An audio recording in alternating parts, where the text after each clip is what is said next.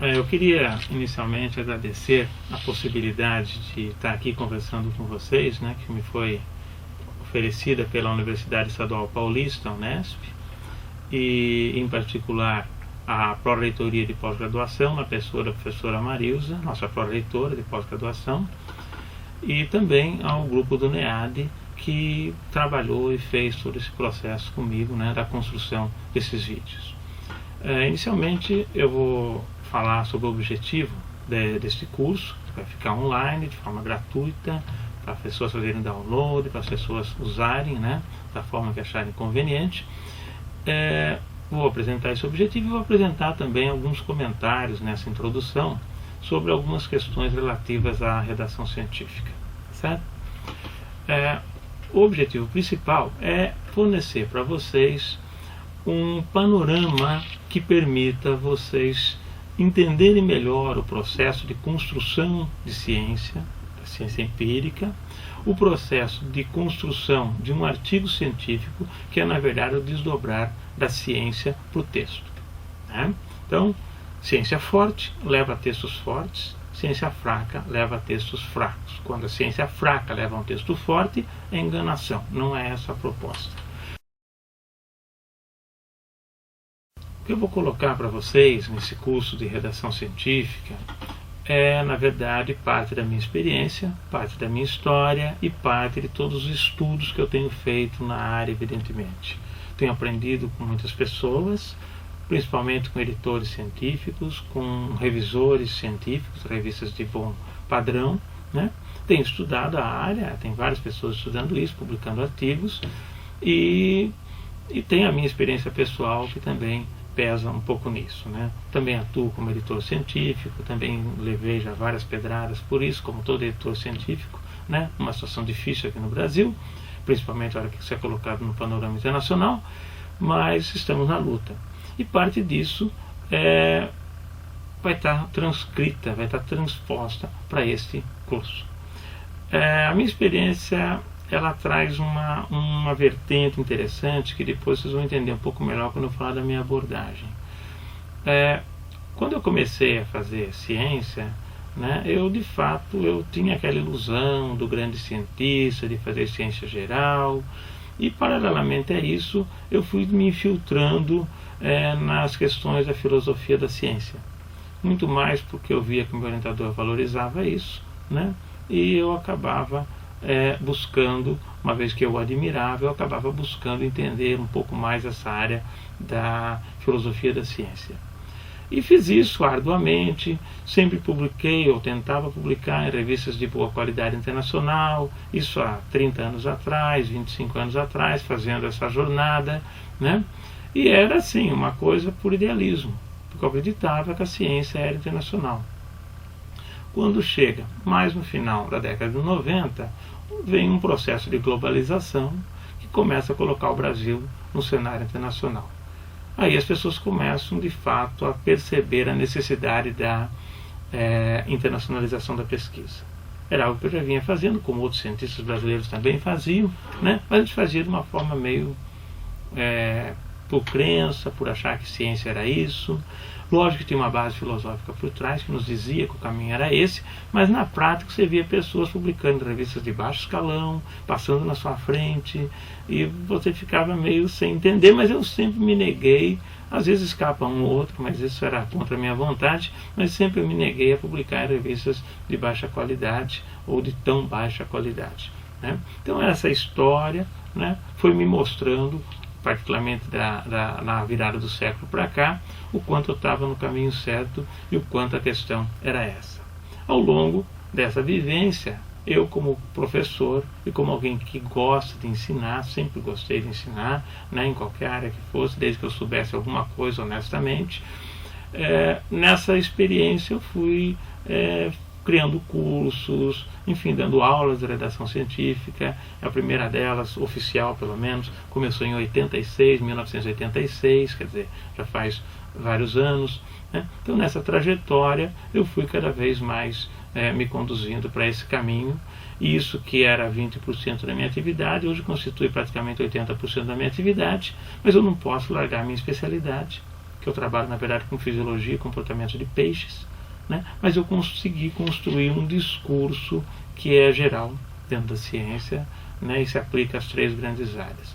Então a minha experiência foi levando a esse caminho. Esse é um pedaço curto, porém significativo, da minha história dentro da redação científica, né? Meu primeiro livro eu publiquei em 98 e de lá para cá as coisas foram aumentando e eu acredito que tenho conseguido trazer um aspecto positivo para a redação científica em nosso país, motivo que me faz então disponibilizar um vídeo, né, com um curso sobre redação científica.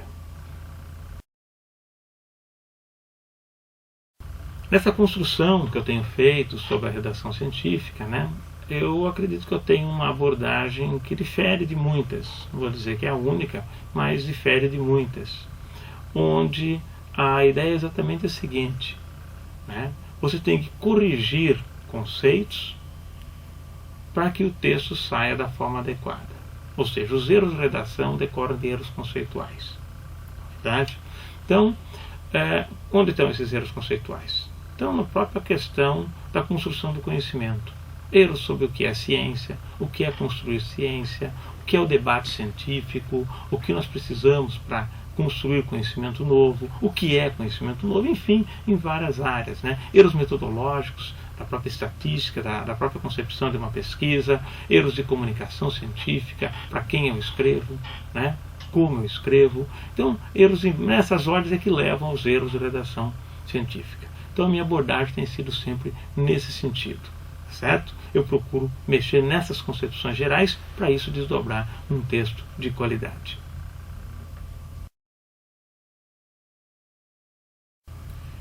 Um ponto importante no meu discurso, e que hoje eu vejo que não é só meu, tem mais pessoas nesse sentido, eu fico muito feliz com isso, né? É que a questão não é simplesmente formar o indivíduo para escrever um bom paper. Formar publicadores de papers é fácil. O difícil é formar cientista. Agora, a partir do momento que o indivíduo é cientista, ele vai publicar papers. Então veja que são coisas separadas. A proposta não é formar publicadores, mas formar cientistas conscientes, né? Pessoas que entendem o processo de uma forma mais ampla, pessoas de cabeça mais aberta e, como consequência, que eles façam bons textos, que eles façam bons artigos. Mas não o contrário, porque só fazer bons artigos você cria indivíduos extremamente fechados, com visão extremamente compartimentalizada, que publicam revistas de alto nível e são chamados de grandes cientistas, mas têm cabeça de grandes especialistas, mas não grandes cientistas. Então a proposta é que, para tratar a questão da redação científica, não basta nós ensinarmos regrinhas, não basta nós ensinarmos meios práticos para vocês fazerem um bom texto, ou não basta nós simplesmente corrigirmos o seu texto, né? Posso pegar uma empresa, por exemplo, para corrigir um texto, fica bom, fica legal, mas e a formação do indivíduo? Se nós pensamos em ciência nacional, se nós pensamos em colocar o Brasil num panorama, num patamar razoável da ciência nacional, nós precisamos zelar pela formação profissional dos nossos cientistas, né? E isso vai muito além da especialidade. Certo? Então o indivíduo tem que estar envolvido em várias áreas, ele tem que conhecer epistemologia, tem que conhecer outras áreas da ciência, ele tem que conhecer outras áreas da filosofia, da educação, ele é um educador acima de tudo, né? Ele está formando pessoas também, nesse sentido é educador, ele dá aulas muitas vezes, enfim, ele tem que estar envolvido nas áreas das artes, em outros setores que envolvem criatividade, administração, enfim, vários setores, e essa é a formação global que o nosso cientista precisa ter. Se nós tivermos cientistas significativamente, né, em termos de números significativos, com esse perfil, o número de publicações que o Brasil está aumentando vai ter um respaldo. Do contrário, esse número vai ser uma casca e não vai ter substância por trás. Essa é a minha grande preocupação. Por isso que o curso tem que ser um curso para formar cientistas e, como consequência, a redação científica, e não simplesmente dar macetes para fazer regrinhas e construir um texto científico. Há quem faça isso, eu discordo plenamente. Eu acho que nós temos que pensar na formação do indivíduo.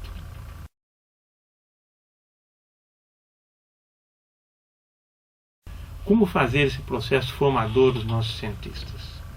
Veja, nas nossas instituições, nós temos professores altamente qualificados para isso. Às vezes só falta esse professor ser convencido a assumir essa atividade. Competência tem. Tem pessoas que publicam muito bem, que são cientistas exímios, que têm uma cabeça criativa. Só falta assumir a responsabilidade de ensinar o indivíduo a ser um cientista, colocando aí dentro a redação científica.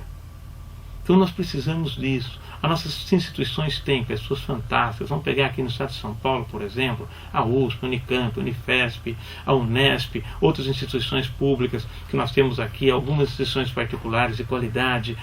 São instituições que têm pessoas diferenciadas. Essas pessoas podem cuidar do processo de redação científica sem o menor gasto, sem o menor constrangimento. São pessoas que têm essa habilidade. O que precisa é se despertar para a problemática.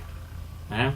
Talvez a gente ajude mais a ciência construindo esses novos cientistas do que ficar batendo cabeça e brigando, às vezes por questão de vaidade, querendo aumentar o índice H, o fator de impacto, ou isso ou aquilo, das nossas publicações. Lógico que isso é importante, desde que seja consequência e não objetivo essencial. Mas formar cientistas nós temos que fazer isso. Há muitos professores nas universidades, eles têm que assumir essa tarefa. Mas para assumir, por favor, aprendam. Há pessoas que sabem muito bem fazer isso e poderiam fazer. Outros muitas vezes entram na área, mas sem ter vivência, sem ter conhecimento. Aí o produto é pior. Né? Mas, como verdade ninguém tem na boca, cada um está tentando aprender e passar o que ele melhor sabe. A minha colocação dos vídeos na internet é exatamente uma possibilidade de divulgar esse conhecimento que pode ser usado, criticado. Evidentemente isso vai ser usado pelas pessoas em geral. Quem não quer ser criticado não se coloca na mídia, evidentemente. Né?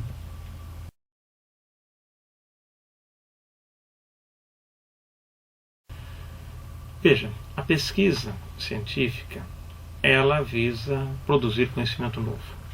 E esse conhecimento novo, uma grande parte dele vai virar em algo útil para a nossa sociedade. Numa primeira instância, nós discutimos entre cientistas. É aí que circula a publicação científica. E é desse ambiente que eu falo. Uma vez que essa discussão resulta em alguns aceites sobre algumas ideias, essas ideias aceitas pela comunidade científica se desdobram ou se derramam sobre a comunidade não científica, podendo inclusive gerar tecnologias. Esse é o caminho natural das coisas. Quando você burla esse caminho, não discute com seus pares e vai direto para a comunidade não científica, tem duas coisas. Ou você assume que você tem a verdade na boca e não precisa da crítica dos colegas, ou você está sendo negligente e podendo passar inverdades para a comunidade não científica. Então eu defendo claramente que a publicação em revistas de alto padrão é um passo necessário e anterior a que essas informações cheguem na sociedade não científica. Evidentemente, em alguns casos, nós trabalhamos com matérias cujo conteúdo deve ser fechado em termos de direitos autorais, de patente, disso e daquilo. Tudo isso pode ser preservado. Né? Mas nós temos que entender que os nossos colegas nos fornecem críticas importantes. Em muitos casos não é isso que acontece. Não é a questão de reservar uma grande novidade. A pessoa simplesmente não publica em bons periódicos porque não consegue, porque o trabalho tem equívocos. E como tem equívoco, ela não consegue e ela faz a pesquisa não científica. Isso é um problema sério. Dentro da universidade, nós temos dois pontos fundamentais de produção, que é o ensino e a pesquisa. Enquanto ficarmos com essa briguinha de eu gosto de pesquisa, eu gosto de ensino, não sei o que, esse atrapalha, isso não leva a nada. A universidade, ela deve produzir conhecimento novo e formar cidadãos, formar pessoas que terão sua especialidade, que terão uma formação específica, alguns para a ciência, outros para atuar diretamente na sociedade, usando o conhecimento científico disponível. Né? Lógico que desses dois produtos surge e emerge os trabalhos de extensão, que eles vão se estender à comunidade a partir de um produto previamente já elaborado e confiável. Verdade? Se eu faço ciência, eu posso estender alguma coisa disso para a sociedade. Se eu trabalho com educação, formação de alunos, eu posso estender isso para a sociedade também. E esse é o passo normal e razoável que se espera. Na verdade? Então, nós temos que entender que essas atividades não competem entre si.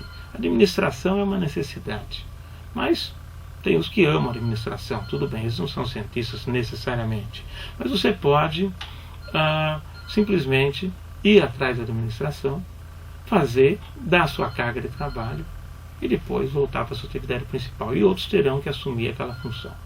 Quando a administração é vista nesses termos, isso é interessante. Alguns não devem ir para a administração nunca, porque não conseguem nem se administrar, nem a própria vida particular se administra, quanto mais administrar a vida dos outros. Então eles deviam ficar fazendo outras coisas. Mas tem pessoas que de fato têm uma boa afinidade para a administração e ajudam muito na universidade. Isso também tem que ser valorizado. É óbvio que ela precisa de administração. Mas a essência, eu insisto, é o ensino e a pesquisa. Produzir conhecimento, transmitir o conhecimento e formar pessoas. Certo? Esse é o ponto central. O desdobramento é natural, que vai para a extensão. Não pode estender se você não faz. Mas se você faz, sempre que possível, estenda para a comunidade não científica. Isso é um panorama tranquilo de analisar. O que estraga muitas vezes a universidade é quando essas atividades começam a brigar entre si, querendo dizer quem é mais importante. A mesma coisa que o coração fica brigando para o pulmão para saber quem é mais importante. Ora, qualquer um dos dois que para de funcionar, o indivíduo morre. Mas os dois têm que trabalhar em conjunto. Não adianta captar oxigênio se não transmite para o resto do organismo. E não adianta transmitir se não tem oxigênio para levar. Então, são coisas que nós temos que ponderar dentro da universidade e isso tem que ser visto para que a gente construa uma melhor sociedade científica e sociedade em geral no nosso país e no mundo.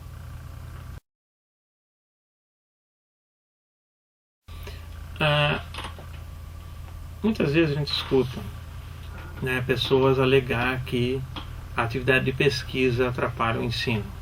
E também houve pessoas falar que o ensino atrapalha a pesquisa. Como eu já disse há pouco, são atividades complementares, são atividades associadas.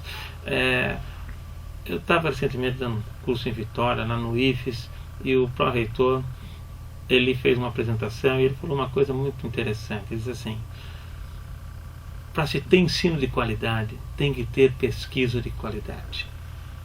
Isso ajuda muito, são atividades complementares. Eu acho que cabeças pequenas tendem a colocar competição entre essas atividades. Mesmo que o indivíduo não faça pesquisa, faça só ensino, ou não faça ensino, faça só pesquisa.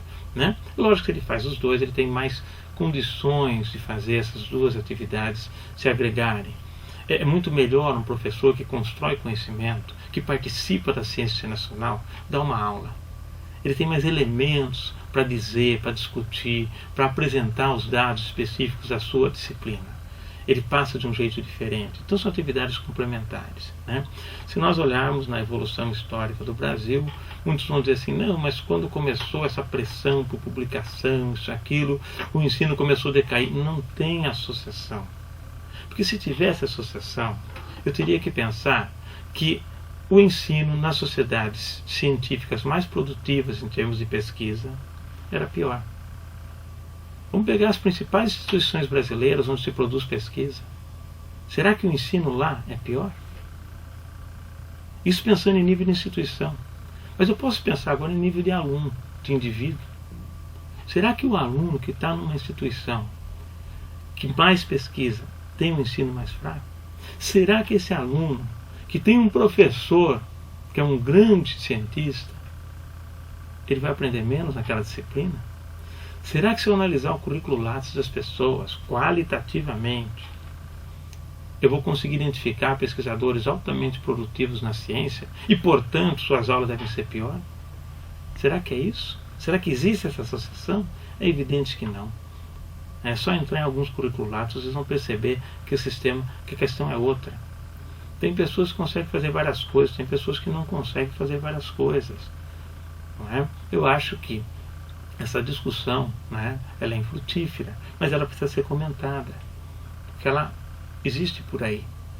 Em momento algum, a pesquisa entra na universidade para atrapalhar o ensino, ou o ensino para atrapalhar a pesquisa. Isso não existe. O que existe são competências. E essas competências têm que ser boas. Um bom cientista é um bom educador, não tenha dúvida. Agora, Se o indivíduo não é um bom cientista, ele é apenas um publicador de papers, é uma outra história. Ele tem uma formação inadequada dentro da própria ciência. E se ele não é um bom professor, um bom educador, mas ele é apenas um transmissor do conhecimento do livro, ele até faz isso com exímia qualidade, ele lê nos livros e passa para o aluno. Mas que pobreza!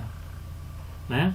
Se eu fosse pensar que a pesquisa atrapalha, então eu diria que o melhor ensino hoje é desenvolvido nas universidades particulares, onde a pesquisa, por razões históricas, ainda é muito acanhada.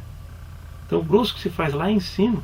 Então lá é a melhor qualidade de ensino que existe. Não acredito que seja assim. Né? Não podemos generalizar, mas não acredito que seja assim. Nós temos instituições públicas de excelente nível no país. Né? Então acho que essa questão tem que ser ponderada um pouquinho melhor.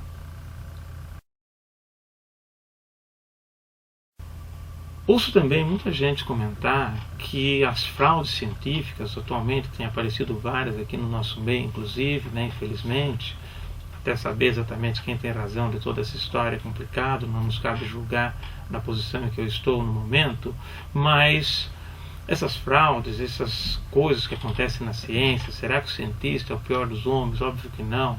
Fraudes existem em qualquer lugar, existem na religião, existem na política, existem em qualquer setor da nossa universidade, da nossa cidade, do nosso estado, do mundo. Existem em qualquer lugar. Então vejam, as fraudes, elas não são produtos da pressão por publicação. E vou mostrar por que não. Se fosse produto da pressão por publicação, eu diria, bom, então todo cientista que não é produtivo é fraudulento. Ou os cientistas que são produtivos talvez sejam mais fraudulentos. Como que é isso? Não dá para aceitar esse tipo de associação. Veja, se a pressão por publicação justificar que o indivíduo está cometendo fraudes, então eu tenho que admitir que, por exemplo, a falta de dinheiro faça com que o indivíduo roube. Será que o pobre é necessariamente o ladrão? A associação não existe. É evidente que ela é falha. Eu acho que o que faz o indivíduo cometer a fraude, em meio a uma pressão, ou sem ela, é o seu caráter moral. E é exatamente essa discussão ética e moral que tem sido abandonada muitas vezes. Nos últimos 2, 3 anos isso tem aflorado um pouco mais. Mas na formação do nosso aluno, é o aluno que cola, é o aluno que falta, história de falta, ele quer dar um jeitinho, e às vezes a instituição dá o jeitinho. São coisas morais, coisas de valores que estão sendo esquecidas. Eu sempre digo que se nós não atacarmos as questões morais, éticas, humanas, nós vamos produzir uma sociedade que a gente vai poder dizer que não valeu a pena toda a conquista tecnológica até o momento. Né? Isso eu já disse, com outras palavras, na virada do século, no ano 2000, está num dos meus livros. Veja, nós temos que investir nisso. Não adianta formarmos bons cientistas. Né? O bom cientista inclui uma formação de valores. Então o que leva o indivíduo a cometer fraude é a falta desses valores, não é a pressão. Tem pessoas que chegam a passar fome, mas não roubam. Tem pessoas que gostariam de ter bens que não podem comprar, mas não roubam. E há outras que têm dinheiro suficiente e podem roubar. Então veja, não é pressão por publicação. Se você tem um currículo fraco, você não vai inventar dado por causa disso. O ambiente favorece porque a parte moral e ética não está sendo bem tratada. É isso que nós temos que tratar mais de frente nessa questão.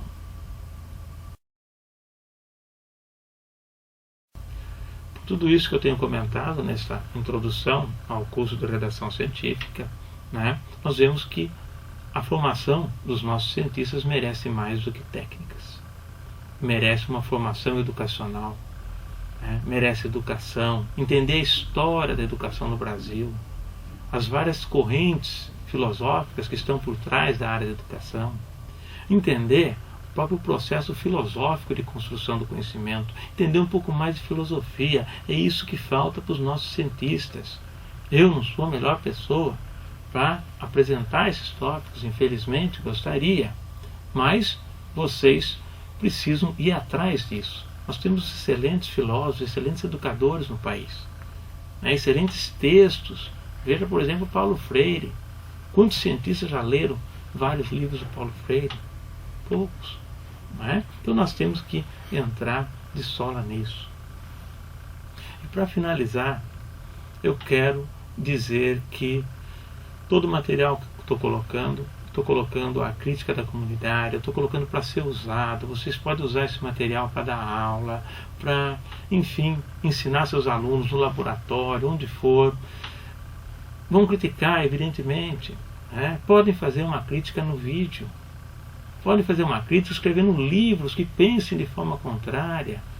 Produzam esse material. A sociedade brasileira ganha com essa discussão.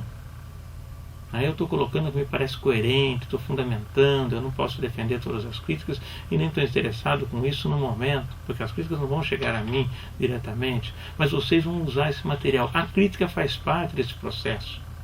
Vocês podem debater nas classes, uns concordam, outros não concordam. Eu estou dando a cara para bater, exatamente para fornecer a vocês um elemento, um substrato de discussão.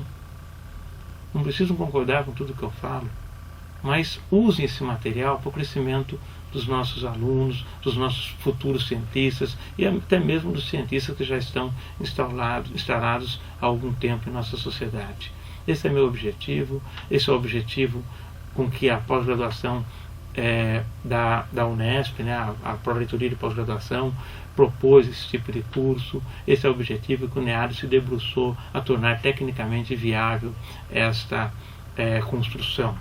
Então, é isso que eu gosto e é isso que eu espero que vocês possam estar absorvendo, né, de tudo que nós vamos discutir a partir do início deste curso. Eu muito obrigado mais uma vez a todos que me auxiliaram a estar aqui, direto ou indiretamente, né, porque a história da gente é envolvida por uma série de mãos que nos apoiam, todos que me convidaram para dar dezenas e dezenas de cursos anuais em todo o Brasil. Todos vocês, meu muito obrigado. E a todos que eu nem conheço, mas eu sei que usam meu material para o ensino da redação e da metodologia científica, meu muito obrigado, porque sem vocês o trabalho da gente não existe. E é você que está assistindo esse vídeo, pelo tempo que está gastando, e eu espero que seja recompensado. Meu muito obrigado a todos vocês. Faça um bom proveito do material daqui para frente.